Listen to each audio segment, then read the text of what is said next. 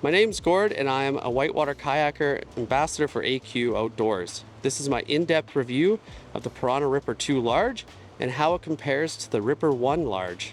I've paddled the Ripper 1 Large for 3 seasons now.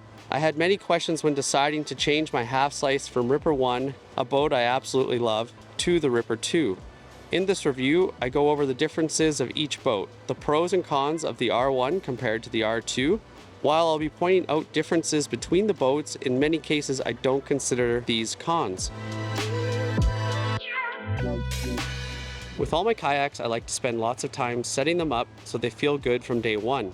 Sitting in the Ripper 2.0, I really liked my knees being up higher in comparison to the Ripper 1 Large. The Ripper 1 Large had this issue with my knees rubbing on the sidewall of the boat. I had to glue foam there to prevent this from happening.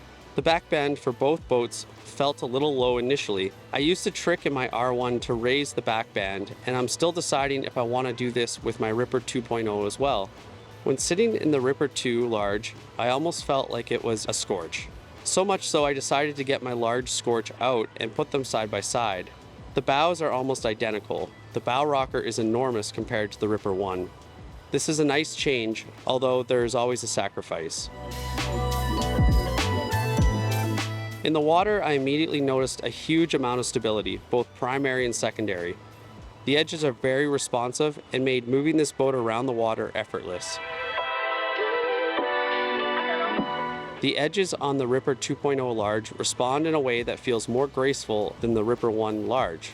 The Ripper 1 Large has more of a twitchy feel, as its edges would immediately engage whether you were ready or not, kind of like a hair trigger.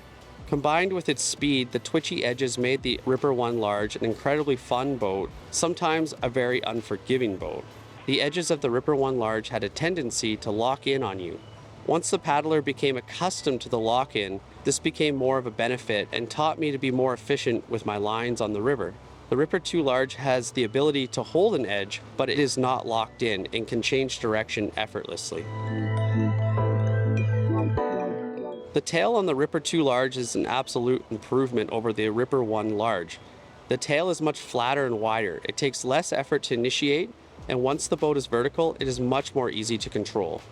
It rotates slower than the Ripper 1 Large, therefore giving you more time to wind up for your draw stroke to continue its rotation. Both boats surf really well, but are completely different in style. The Ripper 1 Large is faster, has an instant response from the hull when engaging the edges. Sometimes the speed can cause the bow to purl. Carving the Ripper 1 Large is a more gradual process. This boat is happy to stay pointed straight upstream, going side to side gradually, but not sharply. The Ripper 2 Large is fast, but not as fast as the Ripper 1 Large. The edges and looseness on a wave are where the Ripper 2 Large is vastly different. This boat can carve all over the place. It changes direction easily and in a very controlled manner. While the Ripper 1 Large likes to stay straight on a wave, the Ripper 2 Large can go from staying straight to changing direction and even flat spinning.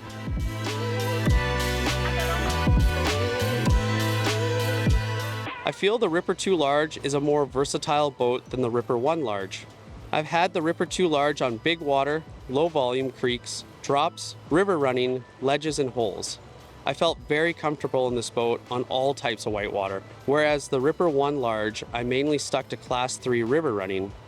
Both boats seem to perform well on big water. The Ripper 2 Large likes to ride over features, while the Ripper 1 Large is more like a torpedo going through the features. The Ripper 1 Large was definitely better for eddy attainments, as it has a much faster hull. Ripper 2 Large is forgiving and stable. The Ripper 2 Large stern is easier to initiate and control for tailies. The Ripper 2 Large bow rocker carries the boat over holes and makes it easier to boof. The Ripper 2 Large is more versatile on different types of whitewater. Both boats are easy to roll. The Ripper 2 Large is way more comfortable. The Ripper 2 Large is forgiving and stable. This is a pro, and it can also be a con. The Ripper 2 Large is not as fast, although it seems to carry plenty of speed down the river. The Ripper 2 Large can be very grabby if you find yourself going downstream backwards. The Piranha Ripper 1 Large has a very special place in my heart. This boat made me a better paddler because of its design. It punished me for paddling it wrong and rewarded me beautifully for doing things right. It's not a boat you take out your first time and love. It's a very manual boat in the way it has to be driven right to be used well. Boofing requires loading the tail to raise the bow. The edges are not forgiving and require accuracy or you'll be upside down. The Ripper 2.0 Large is quickly becoming my favorite kayak. I decided on the Large because I want to take the boat on almost anything. To a certain extent, I'm feeling this boat is somewhat of a quiver killer. In big water, it is stable and very nimble. Creaking this boat will cruise over holes, boof drops, and surprisingly, the tail never grabs. Running rivers, it can absolutely nail lines, surf waves that are fun, and tail easily on eddy lines. I was a tough critic of the Piranha Ripper 2.0. In general, I felt that the Ripper 1 was so unique, how could it be improved? Now I understand and feel the changes Piranha made were for the best. For more information, feel free to contact us or visit us in store.